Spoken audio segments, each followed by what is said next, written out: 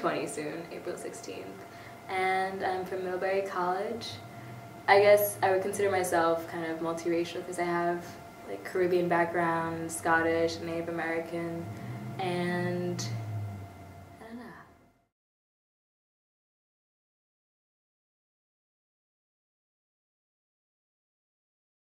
Being a woman of color on campus is very interesting at times, and I was actually bawling to my mom about it yesterday, it was started yesterday when I was sitting next to one of my friends, and like we were doing our work in the library, and one of my other friends came over, and he's like white from Kansas, and then my other friend came over, and she's half black, half white, but she more so considers herself like a black Jew as well, and she was talking, and he was like, you know, like one of my friends got into Princeton and Harvard, but she doesn't really want to go to Princeton, and she really wanted to get into Harvard, but like she doesn't know what to do, but she's not like you, she's kind of like Kat, she sucks. And I was like, thanks. Like, great conversation to start when I'm like trying to do my work. And then it evolved to this conversation of me just being, I guess, hard, and he was like, you're kind of cold. And it's just, it reminded me of the different backgrounds we have, and the sense that, I guess, I've had to grow up as a woman of color and have this kind of strength and resilience that he didn't necessarily have to think of as being white, and she didn't necessarily have to think of because her mom was white, and they didn't have to experience certain racist things, you know? And so, sorry, I like crying, but it just kind of, I felt devalued because I was like, on this campus as is, like I have mainly blonde friends, and like they always get the guys, and the guys are like, oh, you're hot, and I'll be like there, and they'd be like, oh, she's really nice, and oh, she's like gorgeous, but I would never date her. And I'm like, you know, I came to mid and I expected people to be open because you want this kind of environment that's balanced, and at times you just don't feel beautiful, which is sad. And I just had like a huge breakdown, like I'm breaking down now, because I just felt like my beauty wasn't appreciated. And like I've had my mom and some of my my mentor who went to Spelman told me that I should have gone to Spelman because I wouldn't have had any of the issues of like, I've dated 2 guys and they just so happen to be white and they were really chill, but like after that I was like, you know what, I had great experiences, but they weren't the best that I wanted. I didn't feel as I guess valued as I wanted to, so I started dating black guys, but then I also just didn't feel that same type of I guess thing I wanted. And I think it was because I had to realize I had to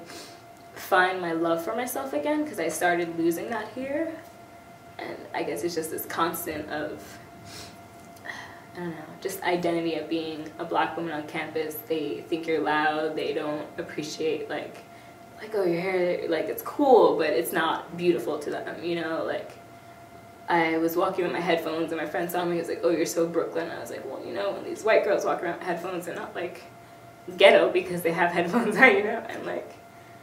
it's just little comments that they say that they don't, or maybe they do realize that it means something and they're just saying it, but I just hope that they don't. And I don't know, it's just, at times it's hard being a black woman on campus, especially here, because you don't have as many people who might have the same type of experiences that you do. Like I'm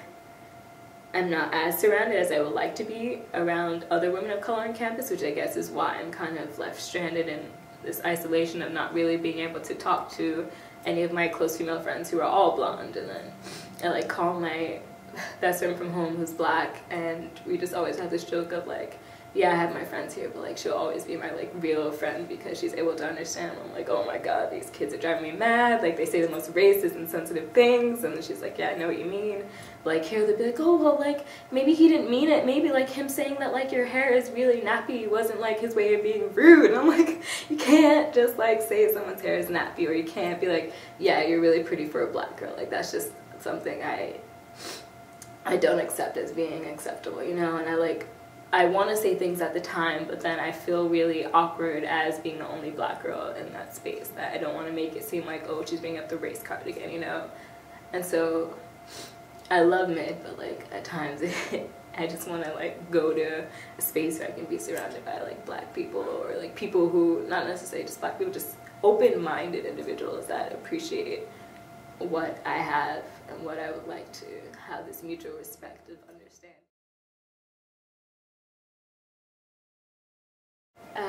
I guess the general major concerns of women on campus, I would say I don't really know as a whole, but from what I've been hearing from people, it's been this kind of being considered loud. Like, I've had people be like, oh, why are the black girls so loud on campus? Like, why are they always so loud? Or why do they always have to look so angry? And it's kind of, it's this very stereotypical stuff that I hear, and these kids just don't realize what they're saying. And one day we're in class, and this guy was like, can you like explain to me why all the black kids sit together at the table? And he was like, yeah, because, you know, I like saw that book in the library and I was very interested. And I was like, oh yeah, they do that all the time. And it was really funny because my white friend was sitting next to me, and she was like, wait, hold up, like, how come you never ask why are all the white kids sitting together at the table? And I just had to smile, because it's the truth, the fact that people kind of pinpoint the differences instead of being like, look, people separate in their own little spheres of what they're comfortable with. And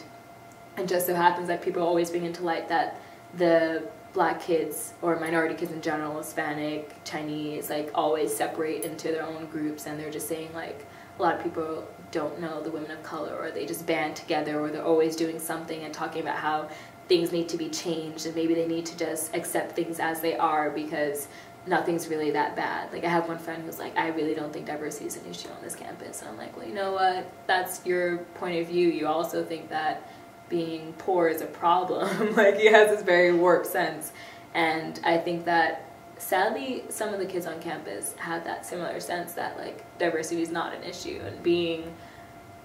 a woman of color on this campus is no different from being a white male on this campus. And it's the fact that they have this white privilege of not having to understand that there's a huge difference. Like, I wasn't doing well in one of my classes, and my mom was asking me, well, you know, do you think that the teacher might have something, like, do you think he might be racist? Because I was actually working hard, doing all the labs, like I did well in the labs, and like just didn't do well on one test, and like I got a pretty mediocre grade, which is fine, but to have that kind of in the back of your head to wonder if it's because you are a black woman of color is the reason why you got a different grade than your white counterpart, I think might be one of the problems on campus, and not knowing if your experience could have been better or different in a more positive way because you have a different skin color and because you are considered an angry black woman or very loose. Like, they think the black girls are very sexual is one thing I've definitely heard, and I've just been like, really? Because I've seen some stuff like of other girls, and I'd have to say we're pretty conservative, and then if you're conservative, then you're too frigid, so it's this kind of spotlight that I feel is on a lot of black women on campus that necessarily shouldn't be there, and it's a negative spotlight, which I think is a major problem. And actually,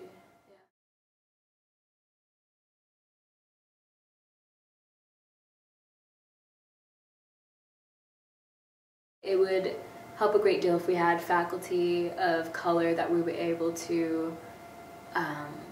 build a support group with, and able to go and talk to them and say, you know what, I'm feeling like this today, and I'm not sure if it's related to my race or my class or my background, and they'll be able to talk to you, and just having that person be present is definitely something that would, I think, improve a lot of students of color's experience. And I want to say more discussions in classrooms, because I feel very awkward in classrooms being the only black female student in the classroom a lot of the time when they discuss something like W. Du Bois, and everyone kind of discreetly tries to turn around and like face in my direction when a teacher asks a question about like, oh, do you think this is how black Americans feel today? And so you like try not to feel uncomfortable, but because there's a lack of this discussion in general, it makes it even harder when it actually comes up. So I guess more of open dialogue and having the teachers not force, but in a sense make it an underhanded force thing to ensure that students talk about the issues that go on in everyday life for some people, especially women of color, that they may not experience. So just kind of dialogue, communication, and having